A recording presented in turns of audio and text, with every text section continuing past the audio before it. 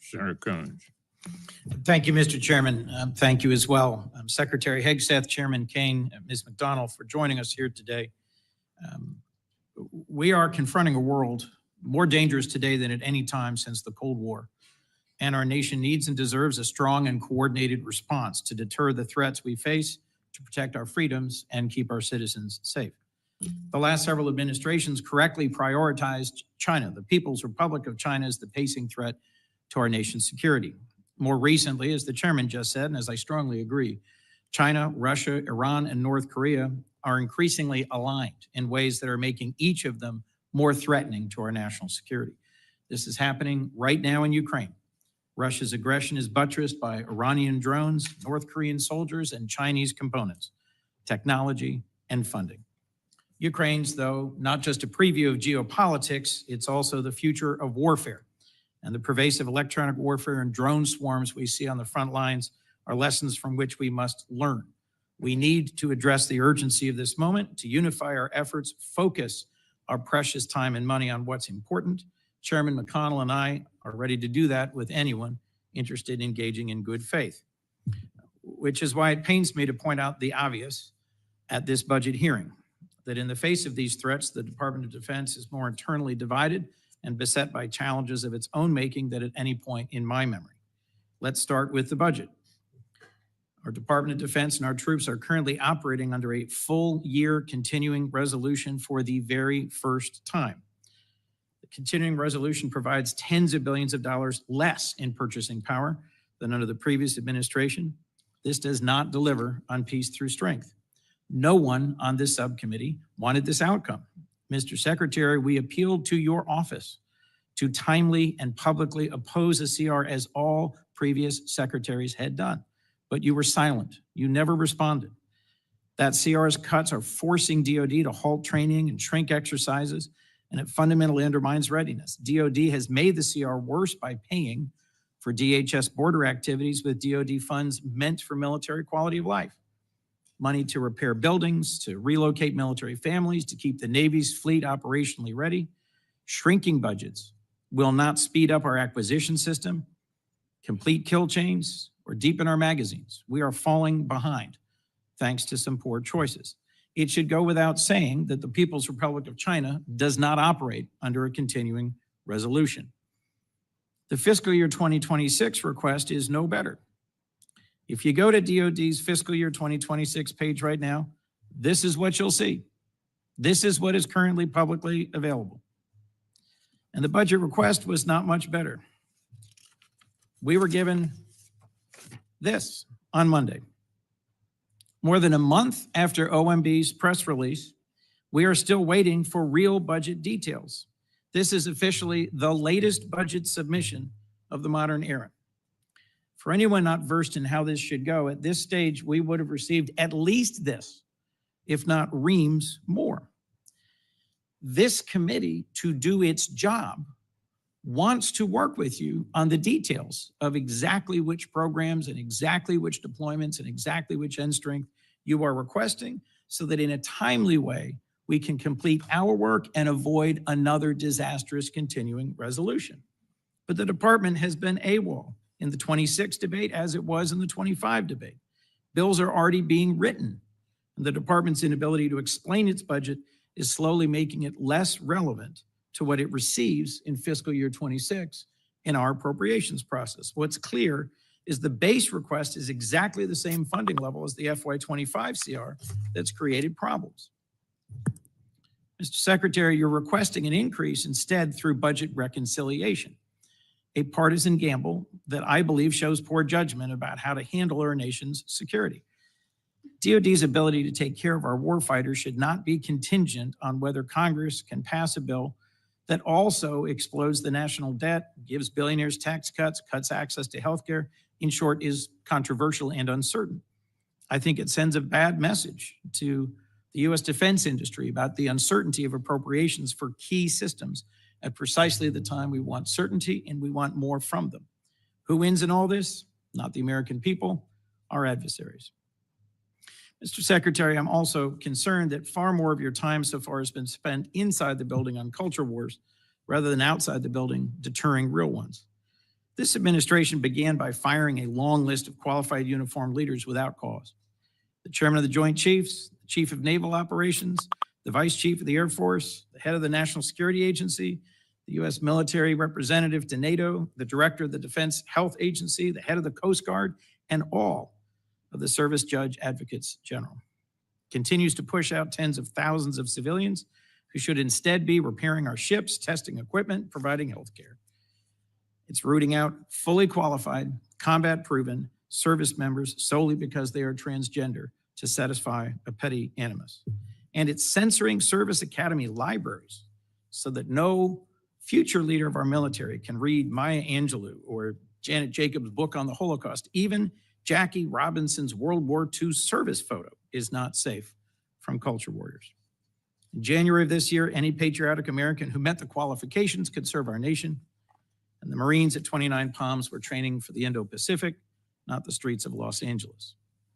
We worried then about our enemies rather than each other, and we should return to that model. We also, frankly, need to get back to partnering with and supporting our allies. This administration has publicly and repeatedly threatened to seize the territory of NATO allies and retake the Panama Canal. The president paused aid to Ukraine, both intelligence partnership and military support, in the middle of their just war against one of our primary global enemies. And at times, rather than help and partner with our allies, we've levied massive tariffs against our partners. The department's fiscal year 26 request compounds these mistakes by explicitly eliminating assistance to Ukraine and slashing security cooperation with allies around the world, sending exactly the wrong signal. Our global network of strong allies is our asymmetric advantage. The administration's budget request may try to abandon our allies, but this Congress should not. I'll also cite a predecessor in your role, Secretary Mattis, who testified to Congress that we need to complement strong investments in defense with comparable investments in diplomacy and development.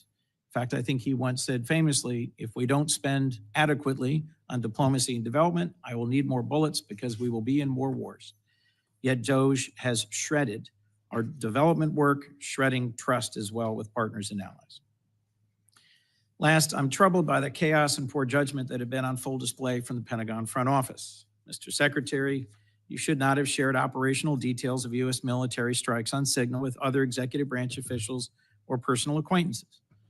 Mishandling important and sensitive military information in the middle of an operation by a secretary is unthinkable. You've also fired several top aides and you've been unable to hire a new chief of staff for months. Mr. Secretary, this cannot continue. Your responsibilities to our troops and our nation are far too important. We cannot win the fight for the future without allies, nor deter China and Russia without a functional Department of Defense. And we on this committee simply cannot do our job without an adequate budget submission. I welcome partnership on these important priorities, and I look forward to discussing why we haven't been able to achieve that so far and where to go from here. Thank you, Mr. Chairman. Mr. Secretary General, go right ahead. We're anxious to hear from you. Well, Chairman McConnell, Ranking Member Coons, distinguished members of the committee, thank you for the opportunity to testify in full support of President Trump's proposed fiscal year 2026 budget for the Department of Defense. I'm honored to testify today alongside General Dan Kane, Chairman of the Joint Chiefs of Staff, and Bryn McDonald, who is performing the duties of DoD's Comptroller and Chief Financial Officer. We're also very proud to represent and serve our warriors and their families. Today, as they do every day, they're keeping America safe. They're defending the homeland.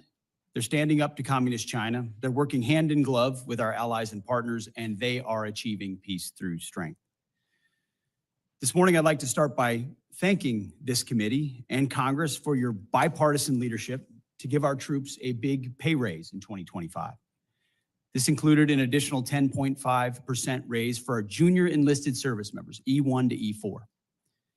Thank you also for improving other initiatives that will improve quality of life for our warriors and their families. With a focus on our troops and their loved ones, I've directed additional actions that will further improve their quality of life. These include making historic investments to improve living conditions in barracks and base housing, reforming the PCS process to reduce the cost and stress of these moves, and improving the quality of care provided to our defense healthcare system.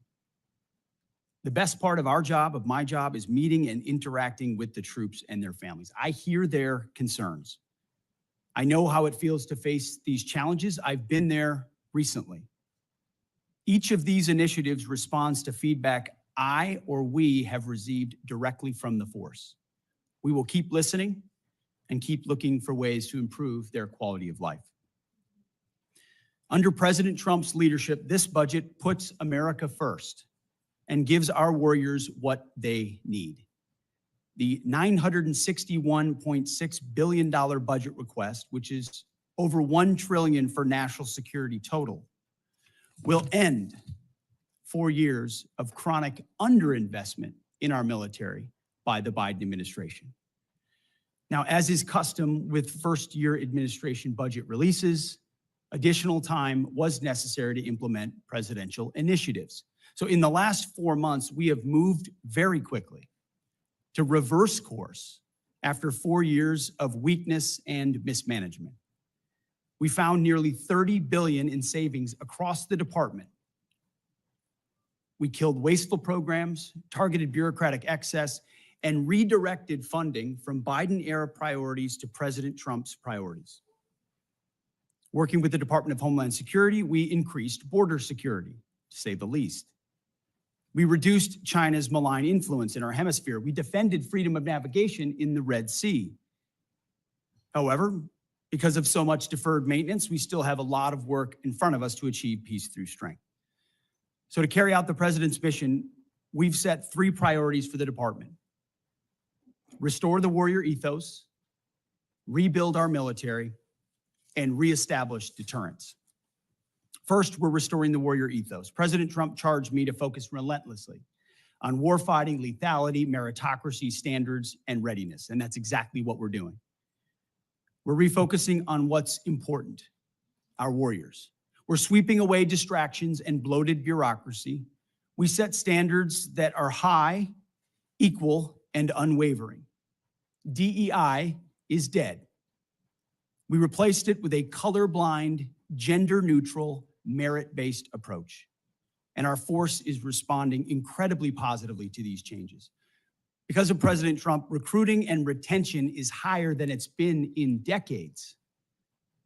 This budget provides a historic level of funding for military readiness, putting our warfighters and their needs first. And young Americans are responding and signing up in droves. Second, we are rebuilding our military. 25 years ago, our military was unchallenged, yet we squandered that advantage as China carried out an unprecedented military buildup. President Trump is correcting those mistakes. We're reviving our defense industrial base, reforming our acquisitions process, and rapidly fielding emerging technologies and new weapons so that our warfighters can meet the challenges of an evolving threat field. This budget invests $25 billion in Golden Dome for America, a down payment on President Trump's priority to defend our homeland. It also commits more than $62 billion in total to modernize and sustain our nuclear forces as we face rising nuclear dangers. The budget allocates $3.5 billion for the F-47, the world's first 6th-generation air superiority fighter. The budget will also revitalize our shipbuilding industrial base with $6 billion in funding in FY26 and $47 billion total in shipbuilding. The budget also significantly increases funds to buy next-generation technology, including autonomous systems, long-range drones, long-range fires, and hypersonics. We will put these capabilities in the hands of our warfighters. These steps will keep us the strongest and most lethal force in the world. Third, we're reestablishing deterrence. When an opponent sees our well-equipped and tough-as-nails warriors, they will decide that today is not the day to test American resolve. Credible deterrence starts at home. It starts with securing our borders. We will achieve 100% operational control of our border, and so far border crossings are down 99.9% from the open border policies of the previous administration. The Indo-Pacific is our priority theater, and China is our pacing threat. That's why I've traveled to the Indo-Pacific twice already to visit our forces and meet with our allies and partners. As we shift our focus toward the Indo-Pacific, President Trump looks to our allies and partners to be force multipliers alongside the United States. We are making progress in that endeavor on multiple theaters. We applaud those allies and partners who are stepping up, but also need more done more quickly, to include with our partners in Europe. As the president has rightly pointed out, it is only fair that our allies and partners do their part. We can't want their security more than they do. The Defense Department is executing a common sense agenda to achieve peace through strength. The threats we face are serious. Our investments to counter them must also be. That's what this budget does. It matches capabilities to threats. We long for peace, so we must prepare for war. We are overcoming decades of neglect and decline. We must fortify our position as the world's most lethal fighting force, and that means acting fast. This committee is a critical partner in everything we do. Your leadership and oversight is essential. We look forward to accomplishing these goals to achieve peace through strength, support our warriors, protect our citizens, and do right by our taxpayers together. May God grant us the wisdom to see what is right and the courage to do it. Thank you. Chair McConnell, Ranking Member Coons, Chair Collins, other ranking members of the committee, senators, thank you for having me today. I'm honored to join Secretary Hegseth and Ms. Bryn McDonald to appear before you today to testify on the President's fiscal year 2026 budget. Today's hearing reflects our shared commitment to maximize efficiency and accountability of our taxpayers' dollars, ensuring every expenditure increases the lethality and survivability of our joint force, and providing our warfighters with the advanced capabilities and cutting-edge technologies at scale required to dominate our adversaries.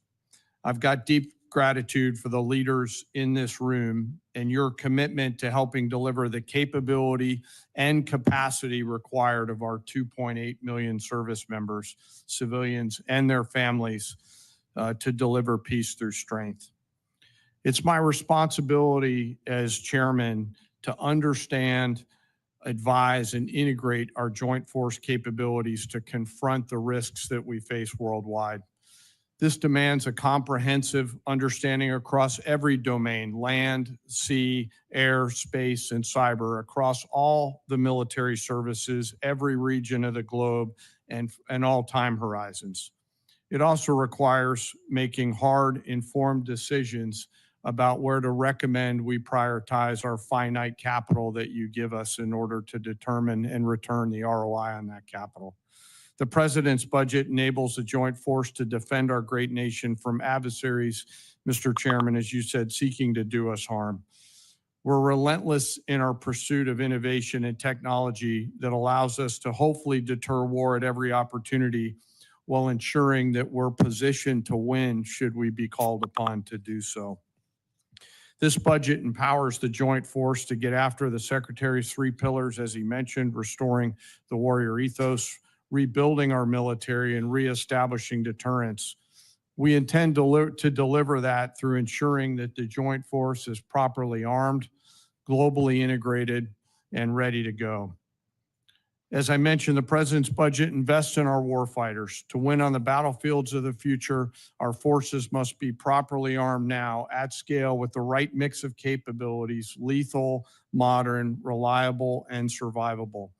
Victory requires people and platforms that will allow us to overmatch the enemy, systems that will work under the most harshest conditions, and technologies that will give our warfighters a lethal edge.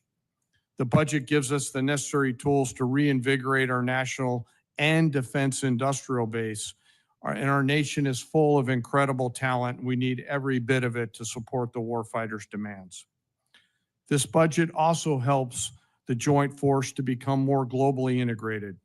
We are relationship entrepreneurs in the joint force, not only working together with our military, but our allies and partners, the interagency and industry to deliver the capabilities that we've got to have.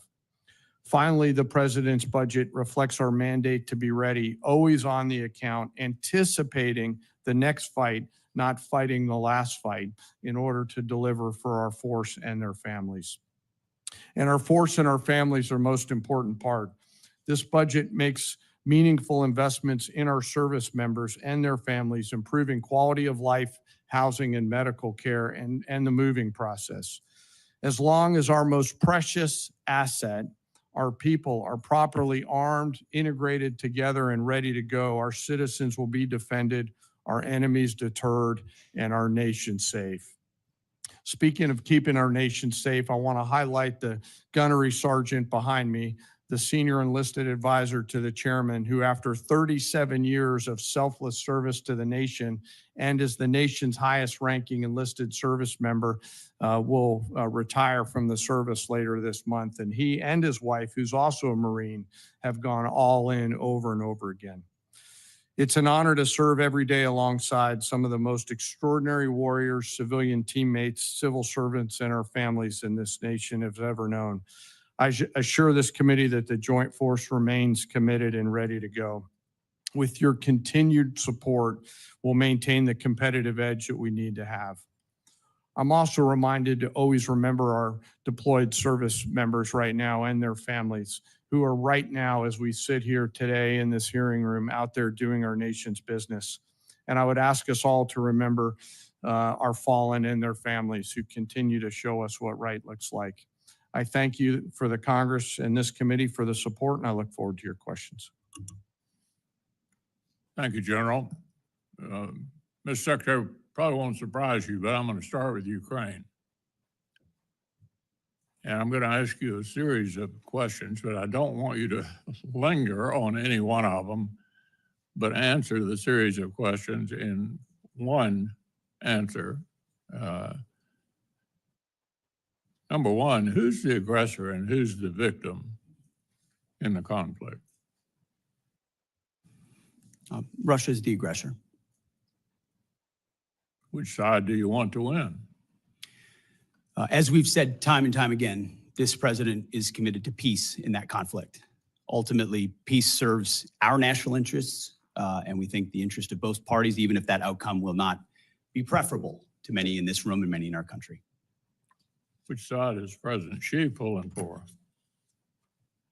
Well, as was stated by both of you, we obviously understand, unfortunately, under this administration and the policy, under the previous administration and the policies they pursued, it has driven Russia and China closer together.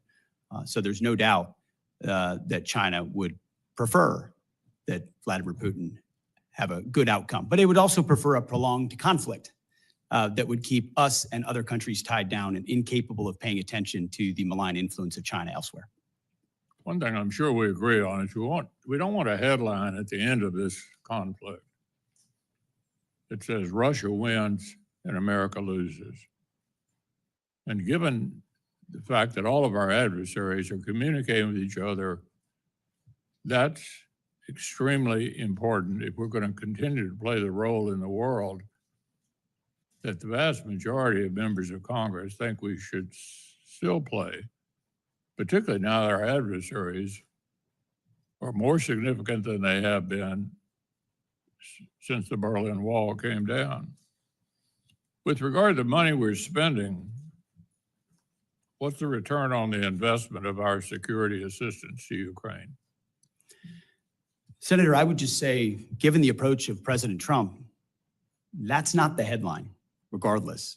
The previous administration, under the Obama administration, Crimea was invaded, and we gave them blankets. Under President Trump, during his first term, he gave the Ukrainians javelins, and the Russians did not invade. Under Biden, the Russians did invade, and aid was slow-walked incompletely, and as a result, it became a gridlock. Thankfully, the javelins that President Trump provided actually stalled the Russian advance. Now here we are at a place where Vladimir Putin knows that President Trump is strong.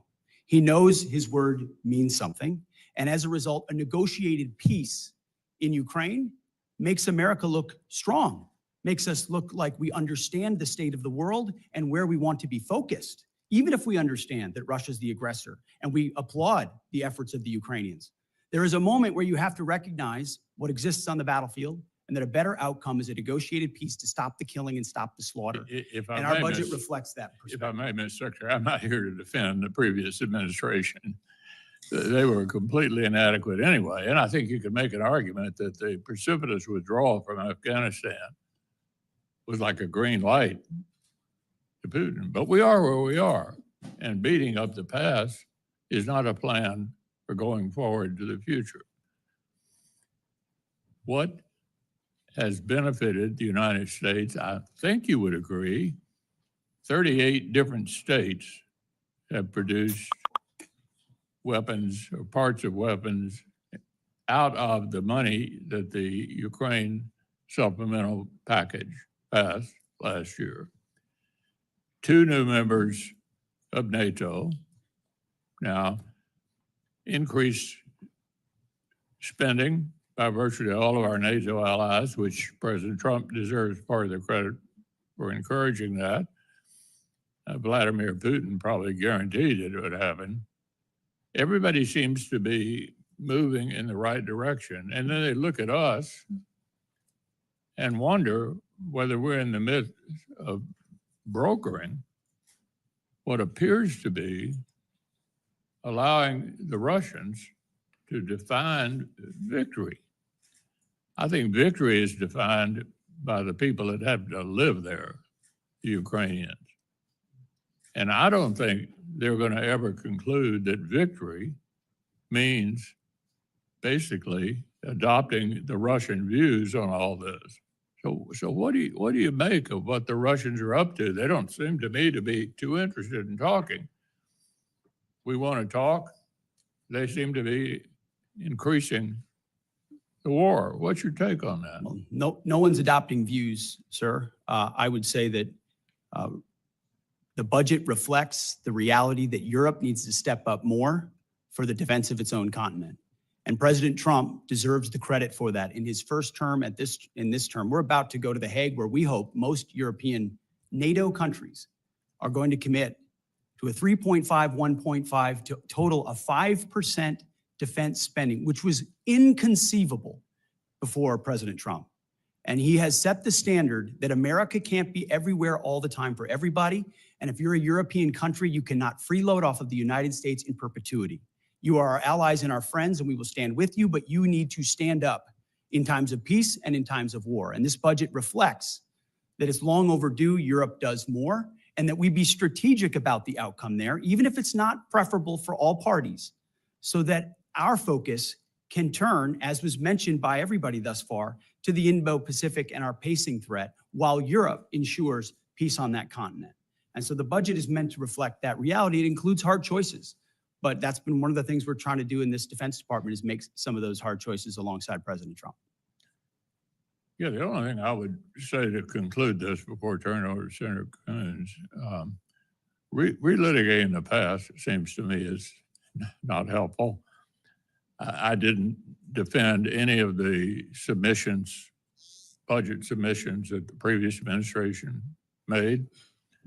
I had a lot of the same complaints about how they were handling this. I want to avoid that for the future. And it seems to me pretty obvious that America's reputation is on the line. Will we defend democratic allies against authoritarian aggressors? That's the international concern that I have about this. And I think a number of my members share that view. Senator Coons. Thank you, Mr. Chairman.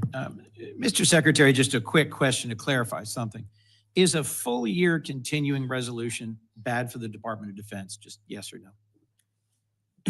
Sir, a full year continuing resolution is never preferable for any department, especially the Department of Defense. Not preferable. And I know, General Kane, I don't need to ask you because your written testimony specifically says routinely operating under continuing resolutions lowers buying power, results in less deployable capital, makes it harder for industry to make long-term investments. And is it your commitment, Mr. Secretary, that you'll work with us to achieve a full year appropriation? You'll submit the budget documents necessary, work with us closely, that we'll be able to do our work so you can do yours. Senator, we are committed to working with you to make sure the Defense Department gets as robust a budget as possible where we can meet the threats of today and tomorrow. Thank you. I'll just say at the outset for all my colleagues, I am increasingly concerned that there is a threat that some believe they can best govern by continuing resolution, reconciliation, and rescission, and not ever actually have us appropriate. So I look forward to working with you to avoid that outcome, which I think would both disregard the role of Congress and put all of us at greater risk. It seems to me clear with regards to Ukraine that Vladimir Putin has no serious intent of negotiating. He continues to attack civilian targets night after night with hundreds and hundreds of drones. The Ukrainians have just carried out a spectacular attack against military targets. And it seems to me concerning that the 2026 request eliminates aid to Ukraine entirely. At the same time, the Senate has a strongly bipartisan bill led by Senator Graham and Senator Blumenthal to impose more sanctions on Russia. And many senators of both parties want to provide more aid to Ukraine. Would you agree, Mr. Secretary, that the United States should use every tool it has at its disposal, including additional sanctions, to pressure Russia to come to the table to negotiate a just and lasting peace for the war in Ukraine? Senator, every tool at our disposal? No. We have a lot of tools in a lot of places. Let me be more narrow. Let me that be we more need to narrow then. apply. You said, and I'll take some exception to this, that our European allies cannot freeload off the United States in perpetuity. My impression is that Article 5 of the NATO treaty was only invoked once. It was after 9/11. And a significant number of our European allies and partners deployed to Afghanistan alongside us and suffered significant combat casualties. In the first 2 years of the war in Ukraine, a war of Russian aggression, 50 other countries stepped forward, deployed military support, delivered materiel, provided financial and operating support. And at regular meetings of the Defense Contact Group, your predecessor led that process of deploying military assistance. What message do you think it sends? That as Ukraine continues to suffer day after day of punishing attacks on civilian centers, we're not using the $3.8 billion in presidential drawdown authority that remains to send additional air defense and interceptors, and you yourself chose to not attend the Ukraine Defense Contact Group. Mr. Secretary, why not use the already appropriated presidential drawdown authority to deliver defense material badly needed by Ukraine? Well, Senator, as you know, presidential drawdown authorities 71 through 74 still apply, and they are still flowing. There's some in reserve. To your question about my statement, and I served with a lot of NATO allies in Afghanistan as well. Incredibly capable Canadians, Brits, and Australians, and others. And grateful for them. And I've gotten to know a lot of them in this process going to Brussels. Amazing people, amazing countries. Thus, I was struck, Mr. Secretary. But we also wore a patch on our shoulder. Yes. That said ISAF, International Security Assistance Force. And you know what the joke was? That it stood for I Saw Americans Fighting.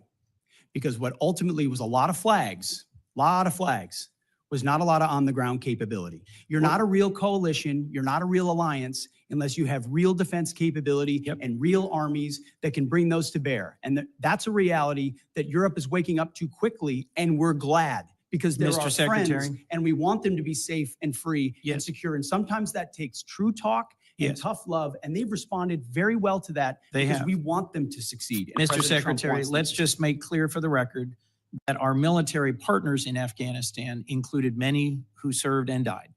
Our Danish partners and allies on a per capita basis don't try to make it look like I don't care about the investments of our partners. Of course I do. Mr. I recognize Secretary, that there were lives lost from other countries. Of but course the bulk of the effort was Americans, and an alliance needs to include other countries and be more balanced. Mr. Secretary, to be a real alliance. as I pointed out in my opening comments, our partners and allies have stepped up, have invested, have engaged in the defense of Ukraine, and so should we. We should not be pursuing a ceasefire and a negotiated resolution to the war in Ukraine at any cost. Peace through strength means actually using our strength continuing to support Ukraine, and securing a lasting peace. Putin will only stop when we stop him. And the best way to stop him is indeed through a stronger NATO. I look forward to the NATO summit. I agree with you that a significant investment by NATO in our collective security is a great investment, but we cannot abandon Ukraine. That would put us significantly at a strategic disadvantage. Thank you, Mr. Chairman. Senator Collins. Thank you, Mr. Chairman. And let me start by thanking you for framing what is at stake and for your emphasis on Ukraine. I also agree with Vice Chair Coons that the department has been unacceptably slow in providing us with the account level information that we need to draft the defense appropriations bill. I agree with him that a CR is not conducive to the smooth and effective operations of the department, but I would respectfully point out to my colleague that the Appropriations Committee reported the defense appropriations bill before the August recess, and it was the Democratic leader who decided not to bring the bill to the floor. And that is why we ended up with a continuing resolution. Mr. Secretary, let me turn to you now. You recently stated that DOD is focused on the strategic threat posed by China and that this threat is, and these are your words, real and could be imminent. And I agree with you. China now fields a navy of approximately 400 ships and is expanding its fleet at a pace that far exceeds ours. The U.S. Navy currently has only 293 ships, clearly inadequate. Yet the Department of Defense budget for FY26 proposes funding for only 3 additional ships, a Columbia-class submarine, a Virginia-class submarine, and an ocean surveillance ship. No funding in the base budget is requested for DDG 51s, the Navy's workhorse surface combatant. Instead, the administration unwisely is relying on reconciliation to fund a second Virginia-class submarine and 2 Arleigh-Burke-class destroyers. Reconciliation, Mr. Secretary, was meant to provide one-time supplemental funds to augment the defense budget, not to supplant the investments that should be in the base budget. Could you explain the department's rationale for excluding these critical war-fighting platforms from the annual appropriations request and creating instability for future defense budgets? Well, Senator, I appreciate the question. There are a lot of complexities that go into how budgets are formed. From the view of our department, working on Capitol Hill and with the White House, is that we have 2 bills and 1 budget. So when I look at the threats that we face in the Indo-Pacific, that is precisely as we've worked with the chairman and the joint staff and across OSD and all the COCOMs, that has precisely been the compass by which we have judged the capabilities that we need. So when you look at the totality of the $961 billion or $1 trillion total over national security, that's 19 new ships. It's a historic investment in shipbuilding. It's over $6 billion in the shipbuilding defense industrial base. It's long-range fires, it's hypersonics, it's pre-positioning stocks, it's critical munitions. It's all focused in ways the previous administration talked a lot about, but we are actually making the tough choices to invest in. So I understand the dynamics of base bill versus reconciliation, and I concede that, ma'am. But ultimately, we're looking at it as one investment for FY26, and we think with a 13% increase over last year, that it's a historic investment. Well, I would point out that the budget overall actually provides less buying power than the FY25 enacted budget because it does not adjust for inflation. And I hope that's something that we can work together on to correct. Let me turn to another issue. The Portsmouth Naval Shipyard in Kittery, Maine, overhauls the Navy's submarines, nuclear submarines. Senator Shaheen and I helped to secure an exemption from the hiring freeze for the shipyard. And that is absolutely essential. But if I could speak for Senator Shaheen as well as myself, both of us are hearing from shipyard leaders as well as the Navy, as well as the rank and file workers, the union leadership, that the delays in hiring and onboarding across the workforce from frontline mechanics to security personnel continue. Could you speak to what is causing this delay since the exemption from the hiring freeze was granted months ago? Well, it's a great point, Senator. I will have our team dive into that because that should not be the case. There was very specifically exempted because of the importance of those shipyards, and whatever we can do to speed it up for you, we will do. Thank you. Thank you, Senator Collins. Senator Murray and then Senator Graham. Thank you very much, Mr. Chairman. Secretary Hegseth, you oversee one of the largest and most important organizations on planet Earth. More than anything, the Department of Defense needs stable, competent, and strategic leadership.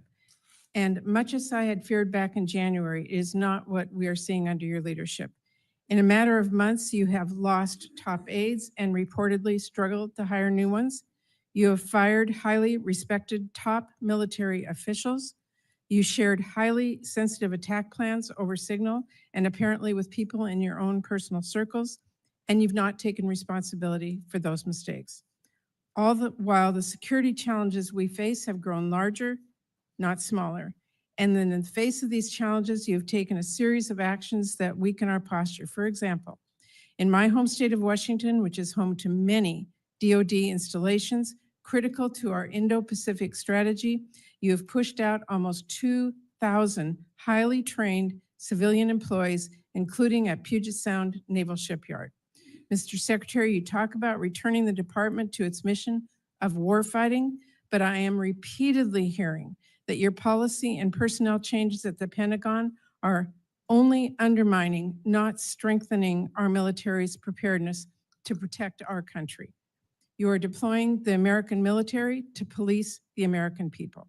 You're sending the National Guard into California without the governor's request. Sending the Marines not after foreign threats, but after American protesters.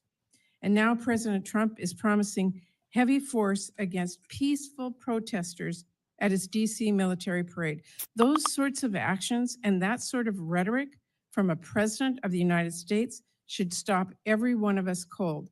Threatening to use our own troops on our own citizens at such scale is unprecedented, it is unconstitutional, and it is downright un-American. We should all be speaking out against this and demanding accountability. Now, Mr. Secretary, I have to say, for people who tout their commitment to transparency and efficiency, I've never seen an administration more bent on hiding basic facts from American people. Your department has been unresponsive to congressional inquiries and oversight requests, all the while you are working to muzzle the free press, denying journalists access to the Pentagon press corps.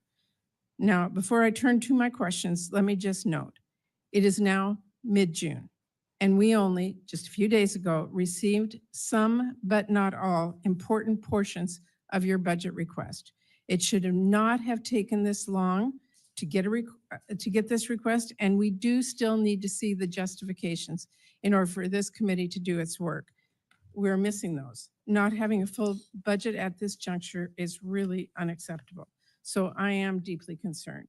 So let me turn to my questions, and this is important. This administration has put the civilian workforce under attack from day one, encouraging resignations, firing probationary employees, instituting hiring freeze, requiring OPM to approve any new hire one by one, and now new last week requiring prospective employees to explain how they would, quote, help support the president's executive orders and policy priorities. We have spoken with military installations across our country. Almost all of them have been forced to fire skilled civilian employees who are badly needed. And all of them also have hundreds, and in some cases, thousands of new hires ready to bring on board, but now have to individually be reviewed by OPM, apparently to ensure that they support the president's priorities. Secretary Hegseth, I want to know, and keep your answers short, I have limited time, will you be firing more shipbuilders, yes or no? Senator, we haven't fired shipbuilders. We've offered through a right sizing of our civilian positions, which So everyone in this committee would acknowledge that the Defense Department has had a bloated bureaucracy Secretary, for a long so time, you have you given will a not be- voluntary process by which some people we all can know choose to the take a process. I'm DRP. just asking you So a it's not a question. firing of shipbuilders. so That's a you're- totally disingenuous characterization of what our Let me department is just ask doing. We you, are focusing on shipbuilding. Mr. ma'am. Secretary, do we need more or fewer shipbuilders? We are investing historically in our shipbuilding defense industrial base and workforce and ships in this budget, more than anything the previous administration ever Okay. did. So, well, you managed to fire highly skilled workers, including my home state of Washington, for no reason. So let me just say, the Navy needs welders, not people who can recite a president's executive orders. If the Navy wants to hire a qualified candidate for the role, but that candidate happened to vote for or donate to Democrats, would they be hired? Senator, there's never been a litmus test for hiring welders. Well, If you that can that weld, is you what can the work new- at the Defense Department. that is what they're being asked. And Mr. Secretary, I just have to say, we need to drop the politics in our military. We need to hire the best people. We do not need to force them out. That is simply the case at this point. I'm out of time. Thank you, Mr. Chairman. Senator Graham. Thank you. Welcome. One of the things you're trying to do is hire people based on merit, right? Yes, sir. You could care less if they're libertarian, vegetarian, Democrat, Republican, as long as they can do the job. Yes, sir. Okay, all right. More people are joining the military now than any time in recent memory, right? Yes, sir. So the situation described by Senator Murray is not being viewed by other Americans because they're signing up in droves. Senator, there's been a historic surge. You know why? Because they think you're a winner. They think you're going to lead. They think you're going to have their back. That's why they're signing up. Keep doing what you're doing. Now, do you agree that the world kind of miscalculated Hitler in the 20s and 30s? Certainly did not understand the scope of the threat. Yes, Like the Senator. guy wrote a book, I want to kill all the Jews, and nobody believed him. You remember that? General Kane, is that a fair statement that the military industrial complex of the 20s and 30s really didn't miscalculated Hitler? Yes, sir. The danger of that is like 50 million people get killed. So let's don't do that now. As to Iran, they say they want to kill all the Jews. Do you agree with them? I believe they mean what they chant. Yes, Senator. Do you agree with that, General Kane? Sir, I think they've got some agendas for sure to. Well, is that advance agenda to use a nuclear weapon against Israel? Sir, I think they would potentially. They do had that, a yeah. nuclear weapon, would they use it against Israel? In your professional military judgment. Sir, I think they'd use it to pressure Israel. I don't know whether they would use it. Well, is it 50-50, 60-40, 70-10? What is it? Sir, I don't know what the percentage is. Well, you can't be wrong, can you? What does Israel think?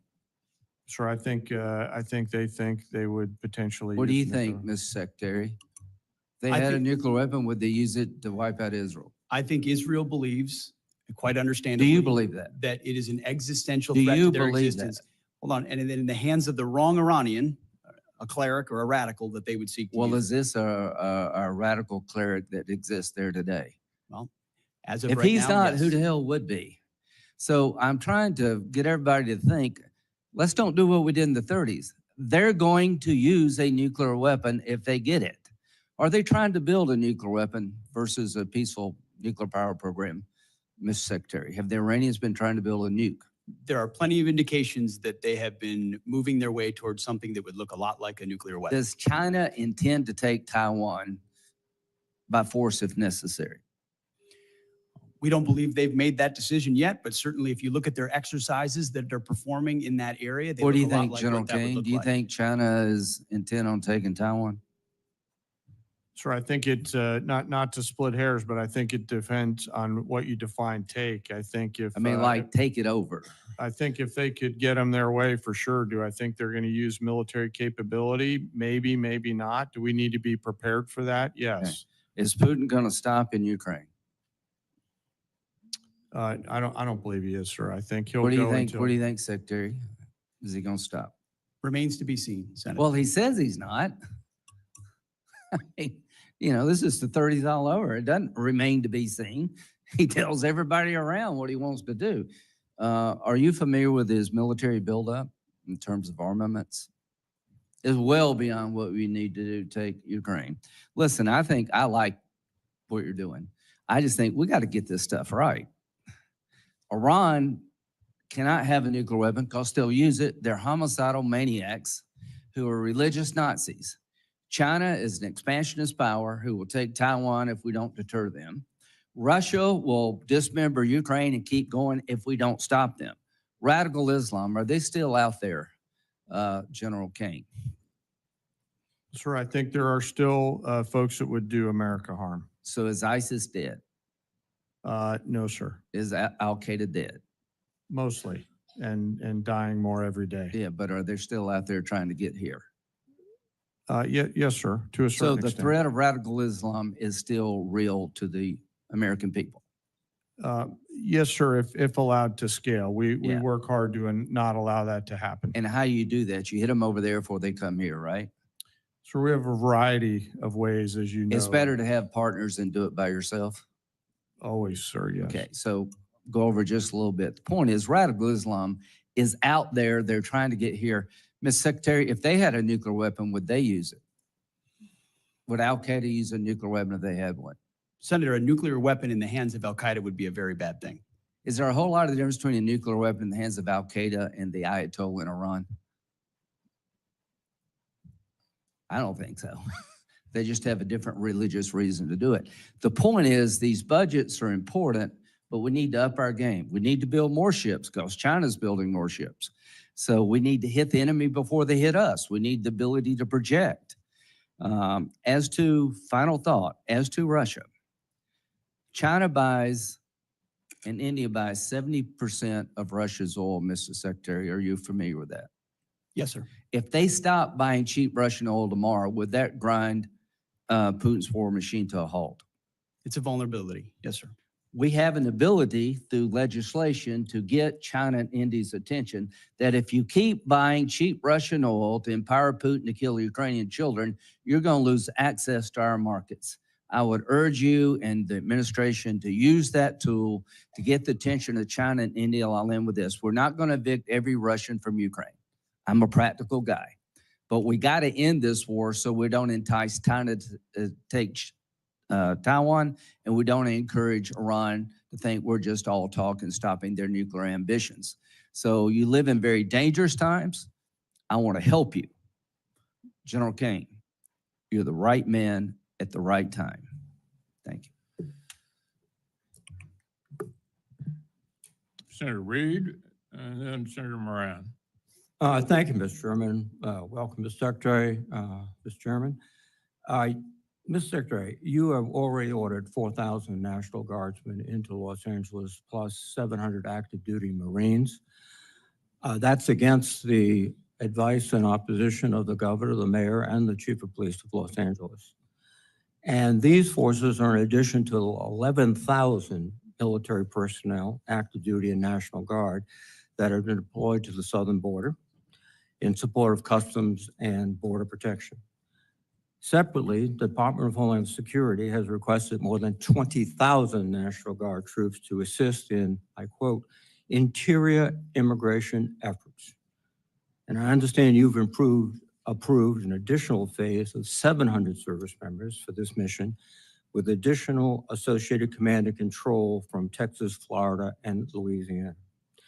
This week, the Department of Homeland Security sent another request for DoD support to transport ammunition, quote, to authorize military forces to detain or arrest American citizens, to provide DHS with military drone surveillance support, and to have the Marine Corps advise DSS on running joint operations. Is it your intent to improve these requests, all of them?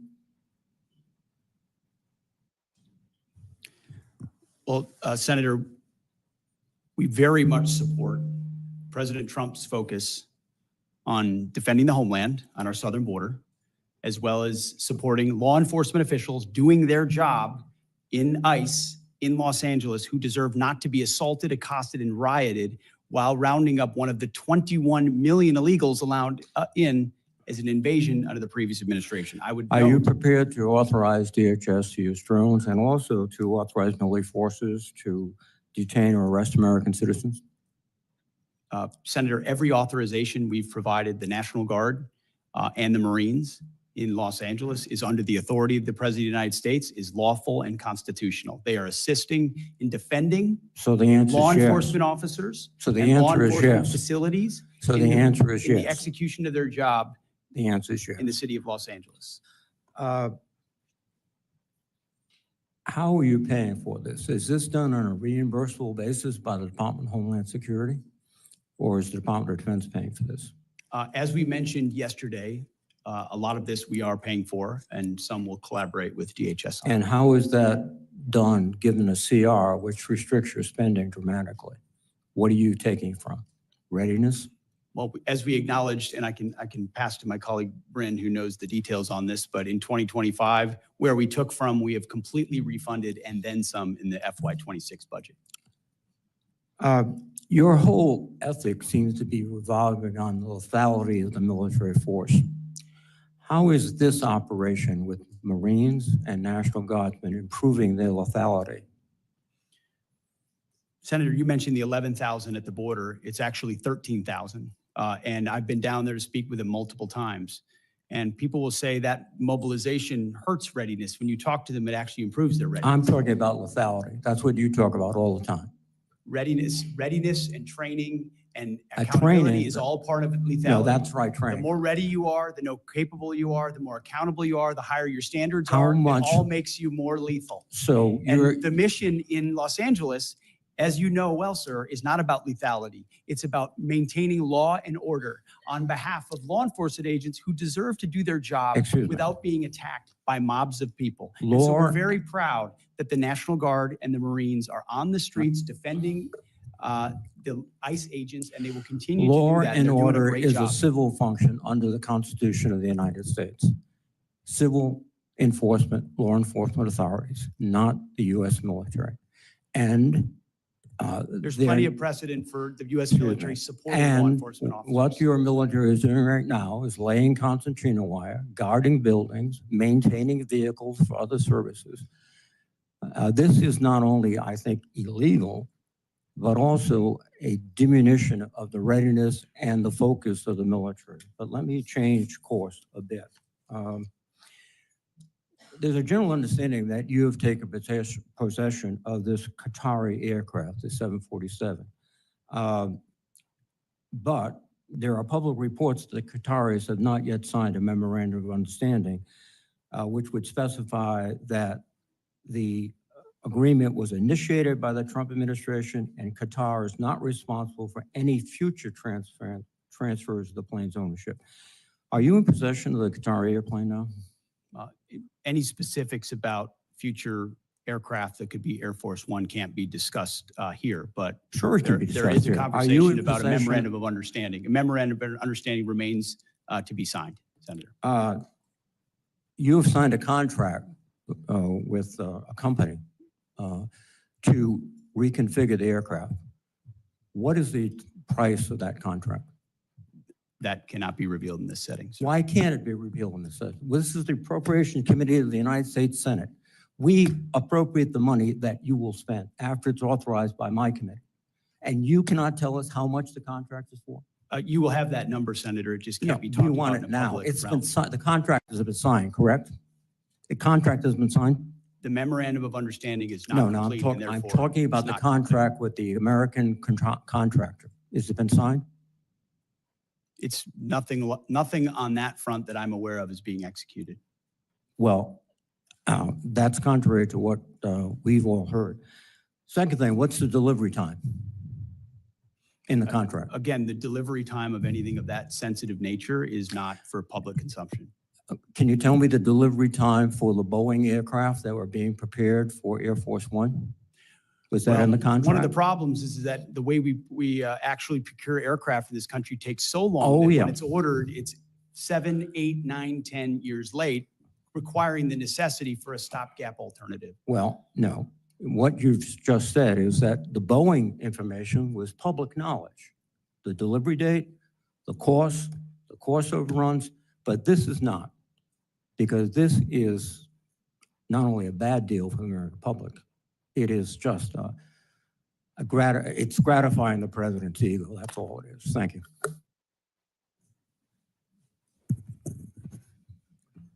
Senator Moran, and then Senator Durbin and Senator Hogan.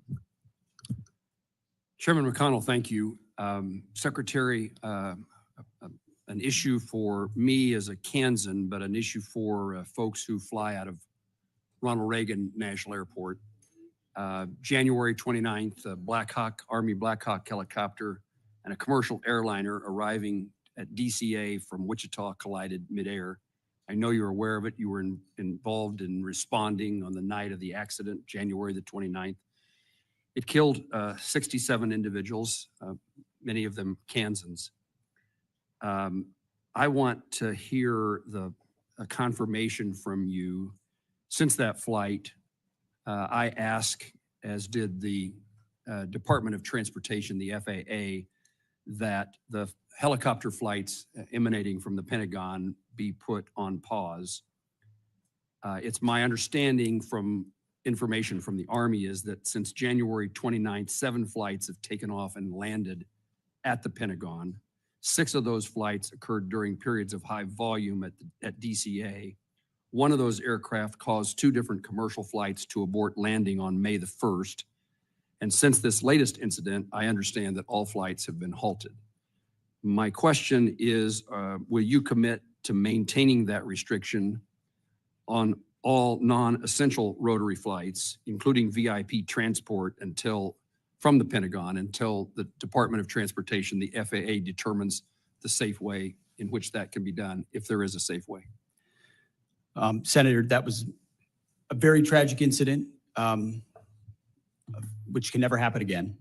We initiated an investigation immediately, worked directly with the Department of Transportation immediately. They've taken the lead on it. In real time at that moment, we even stood over maps and looked at routes to make sure we were ensuring that routes of Blackhawks were away from the flight path so that it didn't happen again. There are essential reasons why you may need to move along a corridor similar to that, but there is no authorization for VIP or convenience flights along that route. That is not the case and will not remain the case. You have our assurance that I'm working with Secretary Duffy very closely to make sure that the only flights that would be even in a modified path would be those that are necessary and authorized. And that ban, except for that ban on non-essential flights, including VIP transportation, remains in effect until Secretary Duffy reaches a conclusion if it's possible to fly safely. We are in direct coordination with Secretary Duffy, and we take his recommendations very seriously and work together. And only where there's a dynamic and ongoing need for the Defense Department would we push back and try to figure out a middle ground. Thank you. And I compliment you on your response and engagement on January the 29th. I appreciate that very much, including the conversation you and I had that evening.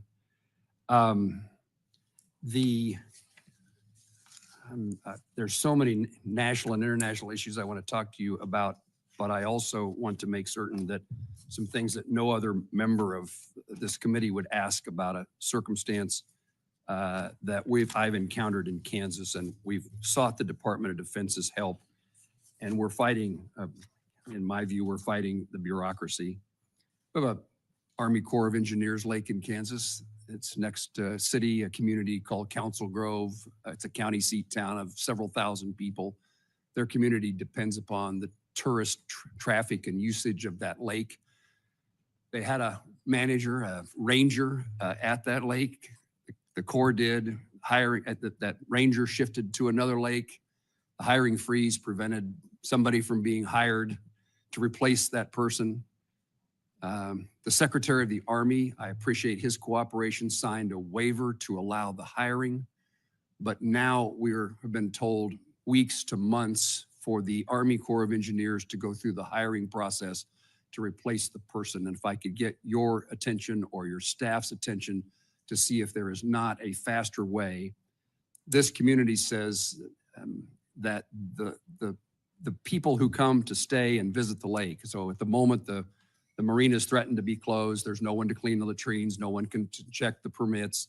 So the lake is unusable, and summer is the season in which this community thrives based upon visitors to the lake. And I was told by the Army Corps of Engineers they had the person they wanted to hire. That person had applied, but the hiring freeze prohibited him from being hired. And they have people in mind to be the seasonal employees to do the seasonal work at the lake. But now the bureaucracy, my word, not anybody else's, I suppose, the bureaucracy of the Army Corps of Engineers delays this even weeks or months longer. The season, we've already missed Memorial Day. Can you help me? This is an issue we were made aware of almost in real time, and the Secretary of the Army was very responsive. He was. And I'm actually meeting, as it happens today, with the Director of the Army Corps of Engineers to, across the board, identify where this is happening and free it up. So it'll get special attention. I appreciate that very much. The season is fast dissipating for the success of that community's economic well-being. It was reported that the Pentagon is or has diverted anti-drone technology intended for Ukraine to the U.S. Air Force in the Middle East. And the explanation for that was the safety and security of our military men and women in the Middle East depend upon this technology. And I assume no one can argue with the importance of protecting our military. Was there a precipitating factor that caused that circumstance to be, that move to be necessary? And is there any plan to provide Ukraine with the necessary technology to replace that anti-drone defense, those anti-drone defenses? Senator, as you know, the Middle East is and remains a very dynamic theater.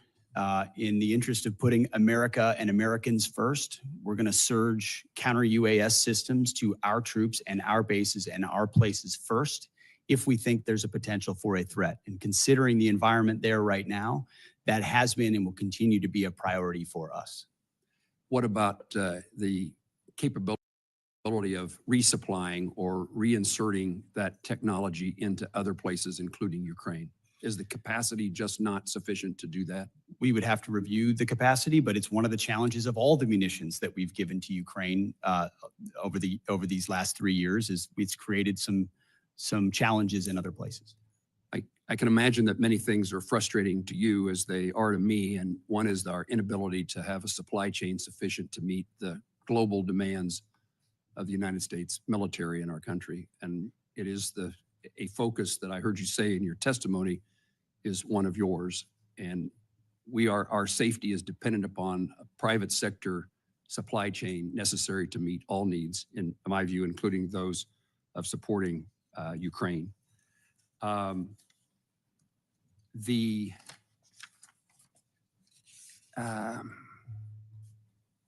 very supportive of the department's review of our withdrawal from Afghanistan, the United States withdrawal from Afghanistan.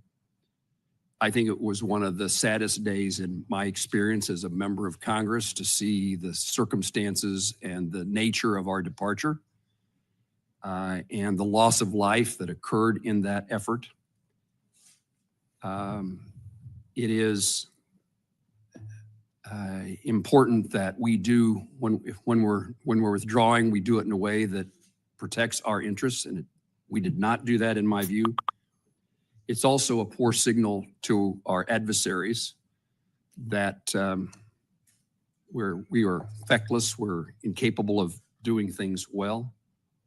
It also is a message to our allies that we may not remain strong and keep our commitments to them. So while I wouldn't debate the departure from Afghanistan, in my view, it's undebatable about the nature of the withdrawal and how damaging it was to our country. In the midst of all that chaos, we abandoned thousands of Afghans who worked side by side with Kansas soldiers. I hear about it frequently, and I heard more about it back at the time about who we left behind that were allies and friends of those who served. Can you help fix the problem of those who are in limbo, who were our Afghan allies, and their status either here in the United States or their status waiting to come to the United States? What should be our policy? Senator, our doors have been open and Could I just unprecedented. take a minute Yep. to encourage everybody to stay within the 5 minutes because we have a number of senators here who need to get a chance. I obviously violated the rule and didn't know it, Mr. Chairman. So after Senator Moran, we'll go to Senator Durbin and then Senator Hoven. Mr. Secretary, I'll follow up with you. Okay. My turn.